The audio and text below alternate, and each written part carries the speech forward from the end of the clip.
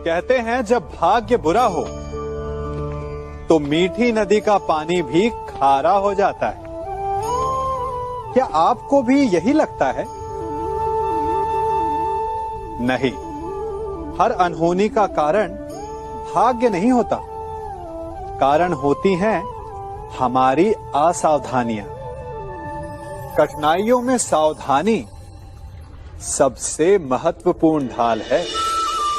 अनजान मार्ग पर आगे बढ़ने से पूर्व अपने एक पांव को धरा पर जमाना और दूसरे पांव से आगे आने वाली भूमि को टटोल लेना ही समझदारी है।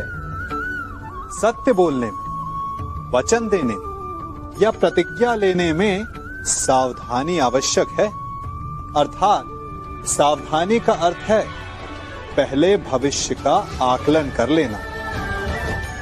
यदि घर की नींव डालने में असावधानी बरती जाए तो इमारत चाहे कितनी भी सुंदर क्यों ना हो, वो ध्वस्त हो ही जाती है।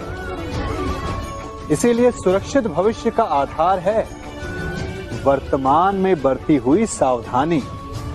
क्योंकि भविष्य में क्या होने वाला है ये आप जान नहीं सकते, परंतु उससे बचने के लिए सावधानी की ढाल का प्रयोग अवश्य कर सकते हैं। मनुष्य का सबसे बड़ा गुण यह है कि वो सदा अथक परिश्रम करता है और मनुष्य की सबसे बड़ी त्रुटि यही कि वो सदा छोटा मार्ग चुनता है। कदाचित इसीलिए वो वरदान चाहता है, कदाचित इसीलिए वो श्राप से भय खाता है। परंतु जय विजय हानि लाभ की भांति ही श्राप और वरदान केवल भाव मात्र हैं। कब कौन सा वरदान श्राप बन जाए और कौन सा श्राप वरदान में सिद्ध हो जाए, ये केवल मनुष्य के कर्मों पर निर्भर करता है। विष पीकर शंकर महादेव हो गए और अमृत पान करके भी राहु केतु असुर ही रहे। तो सब खेल है केवल भाव और कर्मों का। यदि कर्म और लक्ष्य उचित हो तो श्राप को वरदान बनते देर नहीं लगती, और यदि कर्म अनुचित हो तो वरदान भी श्राप बन जाता है। कभी चुंबक को देखा है कैसे वो लोहे की ओर आकर्षित होता है और कैसे वो लोहे को अपनी ओर आकर्षित करता है? चूंकि उसके स्वभाव में ही आकर्षण है। हम सबके भीतर भी एक ऐसा ही चुंबक होता है, विचार का चुंबक, जो सदा अपने ही जैसे विचारों को आकर्षित करता है।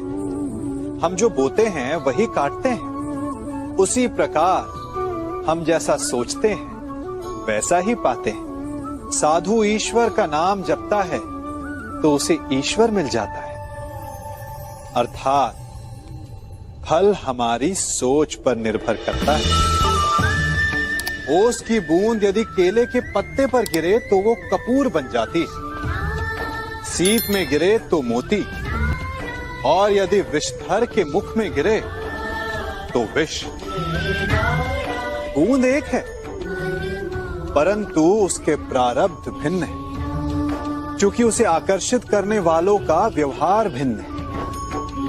इसलिए यह आप पर निर्भर करता है कि आपको भविष्य में विष चाहिए या अमृत। स्मरण रखें, हम वही बन जाते हैं जैसा हम सोचते हैं, जैसा विश्वास रखते हैं। यह आपका विश्वास ही है जो ये निर्धारित करेगा कि आपको विष मिलेगा या अमृत। इसलिए अपनी सोच को सुदृढ़ रखिए, सकारात्मक रखिए, और फल भी सकारात्मक ही आएगा। जब मेघ छाते हैं तो क्या होता है? अंधकार छा जाता है। मेघ गरजते हैं, बिजलियां कड़कती हैं, वर्षा होती है। सभी पशु अपने आश्रय स्थल पर जाकर छिप जाते हैं। मनुष्य अपने घरों की ओर दौड़ते हैं और सभी पक्षी अपने घोंसलों में जाकर छिप जाते हैं। परंतु एक जीव है जो गरजते मेघों को, कड़कती बिजलियों को, भारी वर्षा को भी हरा देता है। वो जीव है बाज, क्योंकि वो समस्या की जड़ों से ऊपर उड़ता है। वो गरजते मेघों से, कड़कती बिजलियों से, भारी वर्षा से, इन सब से ऊपर। यही अंतर है हारने वालों में और जीतने वालों में। ये युद्ध हार और जीत का नहीं, समस्या और सोच का है। यदि आप अपनी सोच को छोटी रखेंगे तो समस्या बड़ी हो जाएगी, और यदि आप अपनी सोच को बड़ी रखेंगे तो समस्या छोटी हो जाएगी। मनुष्य जीवन की परीक्षा में सफल होने के लिए क्या नहीं करता?